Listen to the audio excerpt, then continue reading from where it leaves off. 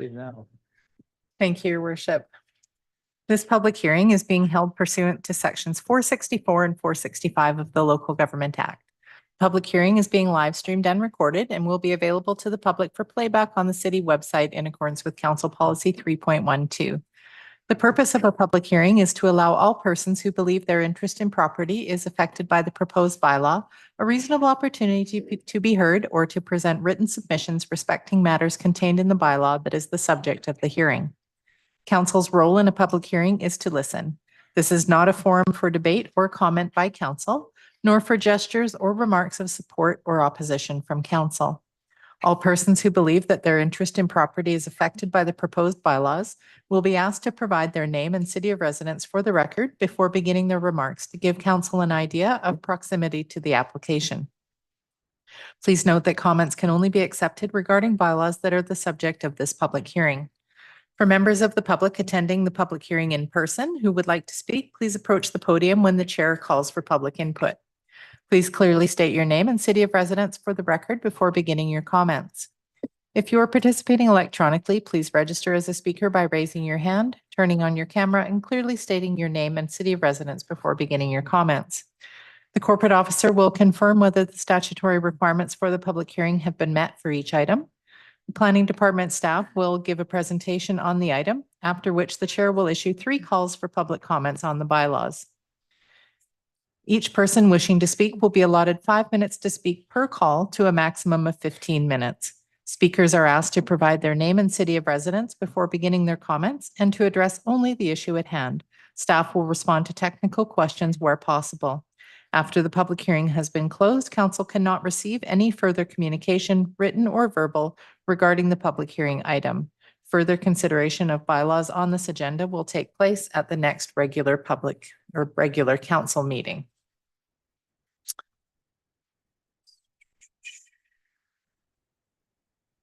Okay. The first item on tonight's agenda is application 2.1.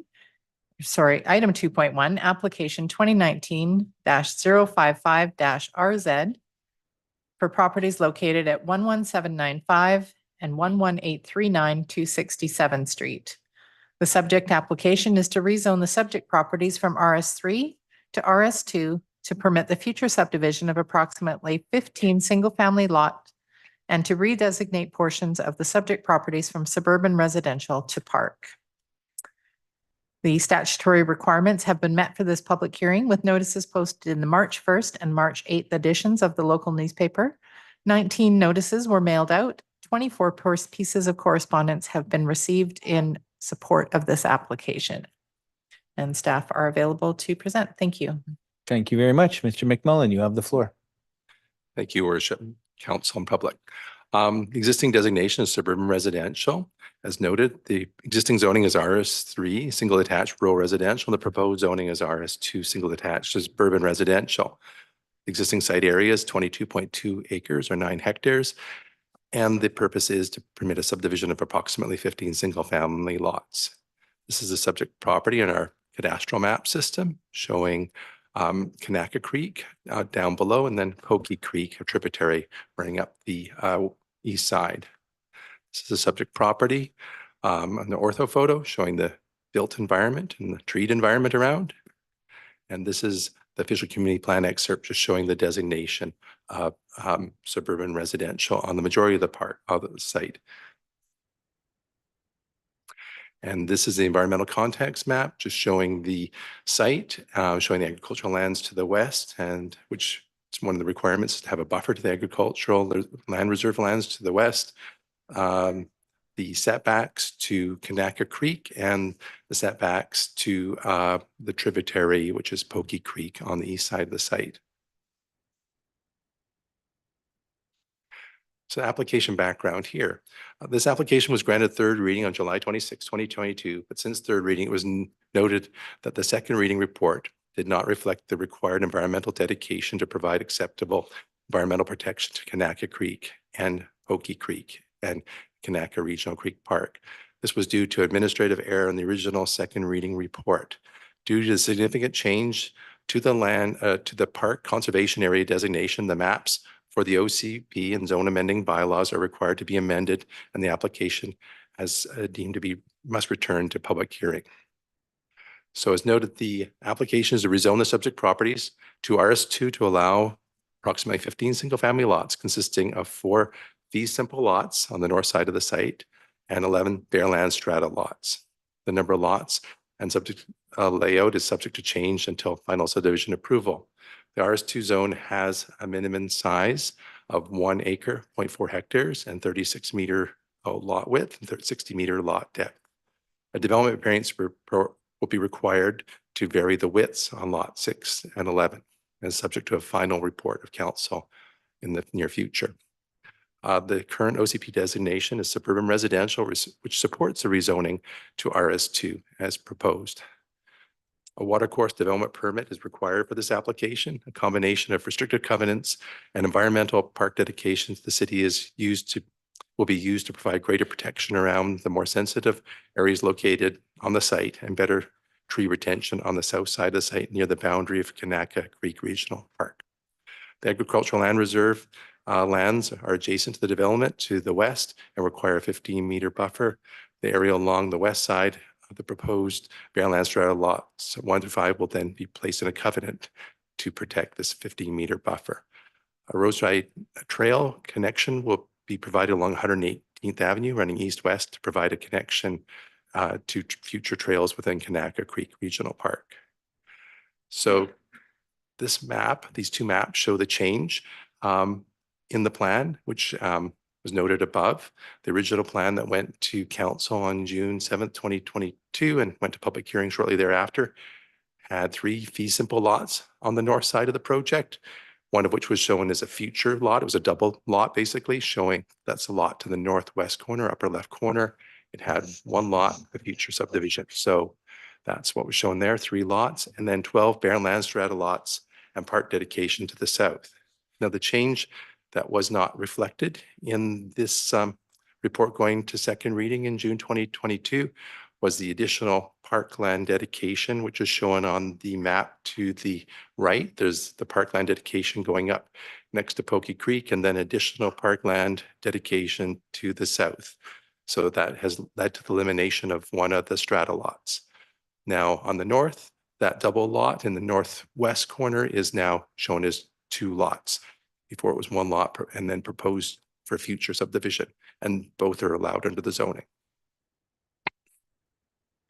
So the change in the actual OCP designation that has led to the requirement of the public hearing with the change of land use that has required this is that park dedication or park designation has expanded, and that generally is a good thing, but unfortunately with the change of land use, it required a second public hearing. So the park designation here shown on the left in the smaller area, and then the larger area, which includes the left area next to Pokey Creek or the east area, and then the south area next to Kanaka Creek is shown on the right. And that's the change, expansion of the park designation. Now, the proposed variances are noted are for these 2 lots here. For lot 6, to reduce the width marginally from 36 meters to 35.06 meters, and for lot 11 from 36 meters to 32 meters. So the terms and conditions, the general terms and conditions as required under the Local Government Act for notification and consultation have been met, including the holding of a public hearing. Due to the change in the OCP designation, the increase of the park area that has led to the second public hearing, the second and third readings of the official community plan amending bylaw were rescinded on February 27th of this year. And the second and third readings of the zoning amending bylaw were also rescinded on February 27th. And that the official community plan amending bylaw was given second reading as amended on that same date and forwarded to this public hearing. And the revised zone amending bylaw was also given second reading at that date and forwarded to this public hearing. So in addition to the rezoning conditions, there's a recommendation for the terms and conditions that council authorize the applicant to proceed with municipal approved streamside servicing restoration related works in and around the watercourse in advance of final reading of the rezoning bylaw and in advance of issuance of the watercourse protection development permit. These works must be completed within the compliance of provincial environmental regulations and requirements, and the review and process of all potential approval requirements from the province and from the city. This is in addition to the municipal approved watercourse protection development permit conditions and drawings following third reading. Should council authorization for this work be granted, it is subject to the following conditions and acceptance of the Director of Planning: approval of the final servicing design by city staff, approval of final dedicated areas as confirmed by a surveyor for conservation purposes, and approved restricted covenant areas for the protection of the environmental setback, written confirmation and designation and supervision of a qualified environmental professional during the duration of the stream works, and acknowledgement that the QEP have authority to stop any works in the opinion of the QE have a potential negative impact on the health and functionality of the environmentally sensitive areas. Conditions continue with respect to these works. Receipt of a letter of confirmation that from applicable senior environmental agencies, they are satisfied with the proposed works, including approved servicing plans. Receipt of a letter of confirmation from the applicant, assuming all risk associated with the related streamside works, and receipt of watercourse protection development permit, securities, and enhancement and restoration of the works and restoration works, and commencement of accepted enhancement and restoration works within 30 days of the environmental setback disturbance. Now, those are the conditions regarding advanced works in and about the watercourses. These following recommendations, or conditions I should say, are for the rezoning, which need to be met before final reading. And that will include registration of the rezoning servicing agreement as a covenant and receipt of the security deposits as a standard in the outline in the agreement. Road dedication, upgrading to a rural road standard on 118th Avenue and 267th Street is required. Road dedication and cash in lieu of constructing the future road going north-south along the west side of the proposed fee simple lot 4. That's in the northwest corner that I noted before with the double lot. That's a future 266A street. And then park dedication was required, including the construction of walkways and letter confirming all debris and garbage to be removed from the land, consolidation of the parcels, and then registration of a number of covenants for the geotechnical report, covenant for protection of the agricultural landscape buffer, 15-meter buffer to the ALR on the west side of the site, registration of a statutory right-of-way plan for a municipal sewer, storm sewer, registration of restricted covenant for tree protection, and registration of covenant for stormwater management. Also, registration meeting with the Fraser Health Region for the septic disposal field is required, and registration of a covenant for protection of the septic field areas, which are standard requirements in rural areas. And then registration with the Ministry of Environment, Water Protection and Sustainability Branch for the water wells, which is a standard requirement also, and protection professional engineer certification that adequate water quantity for domestic and fire purposes have been provided. The last condition is just in addition to the standard Ministry of Environment site disclosure statement, statement from a professional engineer confirming there's no underground fuel storage tanks on the subject property. If so, there'd be a stage 1 environmental site investigation report required to ensure the subject properties are not contaminated. And then a voluntary contribution to be provided to the city in keeping with Community Amenity Policy 6.31. Your worship and council in public. Thank you very much. And at this point, we will open it up for the public hearing portion of this. There will be 3 rounds of up to 5 minutes each. When you come up, state your name and your place of residence, and let's just be respectful of everybody in the room, and we'll have a good evening and go from there. So at this point, is there anybody in chambers who would like to come up and speak? Don't be shy. I'm not seeing anybody. Is there anybody online that would like to speak? Nobody's online. So I will close the first round and I'll go to the second round. Is there anybody who wishes to speak in the second round to this item? And we have a taker. Yes, we do. Sorry, I got to put my old man glasses on. So my name's Ken Holland. I live on 248th Street in Maple Ridge. So I used to live on 267th Street where this subdivision is being proposed. I would like to remind council that they have looked at this RS2 subdivision in 2009 and 2016.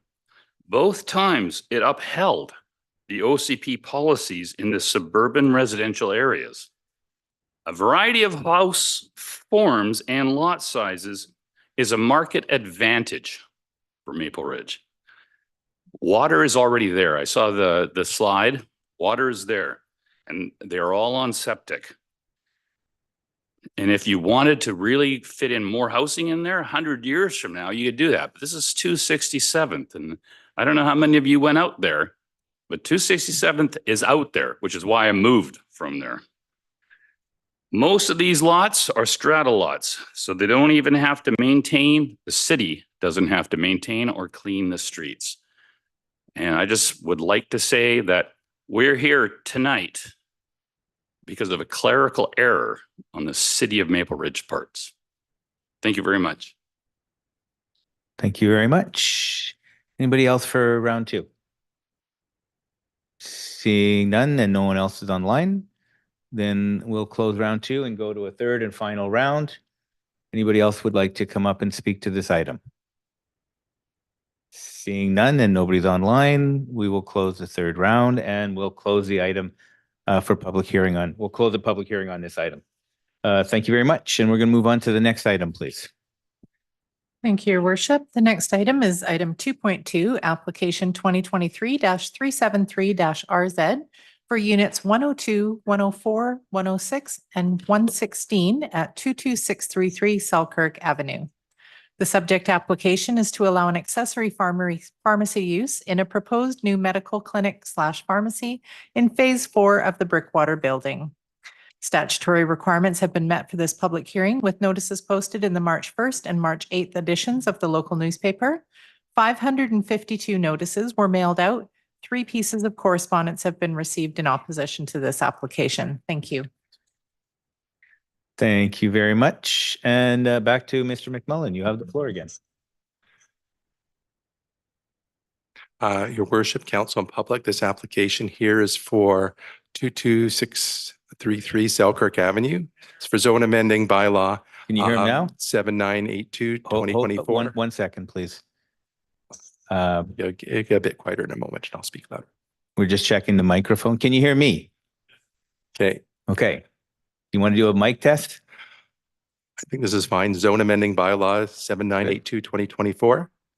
Okay, we're good. So the designation of this property and the official community plan is town center commercial. Existing zoning is C3, town center commercial. The area is 0.445 hectares, or about a little over 1 acre. And the purpose is to allow an accessory pharmacy use in a proposed new medical clinic pharmacy in Phase 4 of the Brickwater development, which occupies this site. This is the parcel for the Brickwater 4 site showing here on the cadastral map. This is the photograph showing that building under construction from about a year ago or 2 years ago. And this is the development proposal here outlined. The application proposes a site-specific text amendment to allow a pharmacy use in a proposed new medical clinic pharmacy in Phase 4 of the Brickwater building. On April 22nd or April 26, 2022, Council adopted zone amending bylaw 7790/2021, which prohibits pharmacies as an accessory use in commercial establishments within the town center, which have a gross leasable area of less than 700 square meters or about 7,500 square feet. The proposed medical clinic pharmacy is approximately 436 meters or square meters or 4,700 square feet in size and will initially be staffed with 4 to 5 general practitioners and with future plans for a walk-in clinic and family practice. The proposed bylaw applies to the property and is not tied to a specific owner operator. There are currently 10 pharmacies located within 400 meters of the subject property, including 1 existing pharmacy located in the Brickwater building in a previous phase. This is the map showing the subject Phase 4 proposed pharmacy at 22633 Selkirk in green in the center, and then the other 10 pharmacies around within 400 meters on this map in blue. So the terms and conditions of this bylaw is that zone amending bylaw 7982/2024 was given first and second reading and on February 27th, 2024 and forwarded to this public hearing. Council, your worship, and public. Thank you very much for your presentation. At this point, we will open it up for the public hearing on this item. Is there anybody in chambers or online who wishes to speak to this item? If so, just step on up to the podium. Not seeing anybody. Anybody online? Oh, come on up, sir. State your name and your place of residence. My name's James. Live in Surrey, but I am the other pharmacy in the Breakwater building that was in there in phase one. So we are opposed to it because of the fact of the bylaw being implemented just 2 years ago to prevent such cases occurring again. We also feel that it would set a precedent for down the road in a couple of years, another pharmacy or pharmacist or another business for that matter, coming back and saying, well, you had this bylaw amended in 2024 and coming back to this public hearing again. So we're hoping that the proposal will be denied just because of clearly on the map, you can see there 10 pharmacies within 400 meters. I believe the bylaw was placed for a reason originally in April, and we're hoping that'll be upheld. Thank you. Thank you very much. And anybody else wish to come up and speak to this item? Not seeing anybody, so I'll end the first round and go to the second round. Does anybody wish to speak to this item? Okay, we have a taker on the second round. Careful with your steps.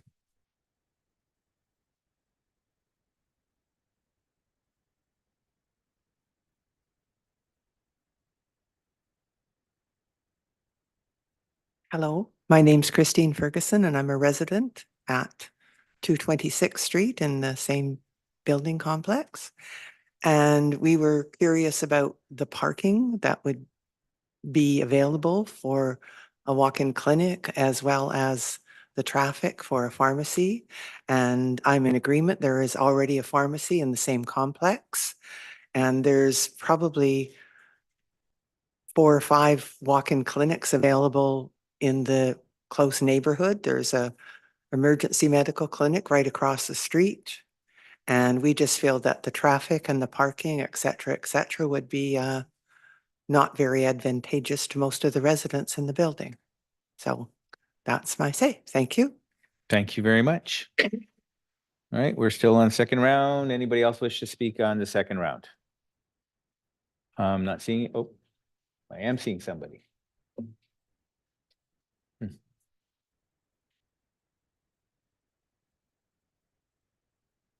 Yeah, my name is Karim Virani. My pharmacy is also located on. Could you speak into the mic, please? My name is Karim Virani. My pharmacy is located and medical clinic is also located on 227 from last 6 years. And I heard, I saw that bylaw is already implemented. So that's why I'm here to against it. Okay. Okay. Thank you. Okay. Anybody else for the second round? Seeing none, I will close the second round and go to the third and final round. Anybody wish to speak at the third and final round? Please step on up, sir. I'm the physician in the building who's currently working there for past 3 years. State your name and your place of residence. Yeah, please. I'm Dr. Nageswara Kola and I reside in Maple Ridge. And once I started working in Maple Ridge, I managed to bring 3 more physicians into the office. I have 4 more physicians who are coming from UK and moving over here, and they need bigger space. The 4 of us in the space that we have right now, we are absolutely struggling. And that's the whole reason why we chose to buy the space. And the space is good for almost 8 to 10 physicians. And we still have more space left, so we thought pharmacy would be a better idea. And pharmacist is also one of the owners of the building, of the site. And with regards to parking question, we have already asked the leasable parking spaces for all the employees in the building. So we are going to lease the space from the strata for parking spaces. For public, obviously, there is enough ample parking spaces that is being built. So I don't think that would be a problem. Anything else? Yeah. Hi, my name is Sandeep. I'm the actual, I live in Surrey, but I'll be moving soon to Maple Ridge. I am the pharmacist owner in that proposed building. As one of the member public said, parking is an issue. So this is a commercial building. If there was no pharmacy or walk-in clinic, there could be some other business that would come up there. It could be coffee shop or it could be restaurant. The parking would still be issue. It doesn't matter whichever business comes there, but we are already discussing with the landlords, with the strata as well, to get our ample parking space for this said property. Regarding the concerns for the bylaw, my pharmacist colleagues just spoke. The bylaw was actually implemented because of OAT. That was a main reason why this bylaw was there, to restrict the pharmacies, not to have too many methadone people around in the local communities, which are actually creating a nuisance or throwing trash on the streets or the needles. So that was the main reason the bylaw was implemented. And for that reason, we are not going to have any OAT treatment at this pharmacy. We are going to opt out when we apply for the license to the College of Pharmacists of BC. We're going to opt out of the OAT. So it is just straight, regular community pharmacy, which serves to the public, just a normal medical clinic and the pharmacy. That's it. Yeah, that's all I would like to say. Thank you. Okay, thank you very much. Just one final point I want to add is that we are going to have 2 more specialists as well in the building. So it's not just primary care physicians. I'm going to have specialists as well, and they're all moving from either US or UK. And in this era where most physicians are coming to retirement in Maple Ridge particularly, the population will hugely benefit from more doctors. Thank you very much. And we still are on the third and final round. Any else wish to come and speak up to this item? Nobody's online? Seeing none, I will close this item, the public hearing on this item. Thank you very much. And seeing that we have no further business, we will adjourn for